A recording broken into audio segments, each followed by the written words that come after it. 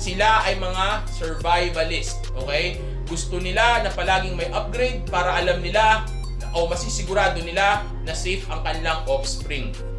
Okay? So kaya nga lagi kong sinasabi sa inyo, unahin ninyo ang sarili ninyo, unahin ang purpose at ang grind, trabaho at ang pangarap at ambisyon, dahil hindi mo alam kung kailan may dadating na mas magaling sa'yo. Kaya dapat laging ikaw ang pinaka best option sa kanya, at kung dumating man, naiiwan ka pa rin niya kahit na ikaw ang best option sa kanya. At least solid ang pundasyon mo at kayang-kaya mong maghanap agad ng panibago at meron kang malaking option o maraming option na pwede ka agad ipalit sa kanya dahil nga maganda ang buhay mo. Hindi ka tulad ng basura buhay mo, hindi ka kaagad makakahanap ng pamalit. Kawawa ka.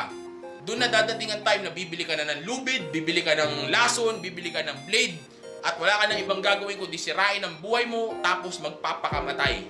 Okay? Hindi nila kasalanan yun, sa totoo lang, dahil ganyan lang talaga sila.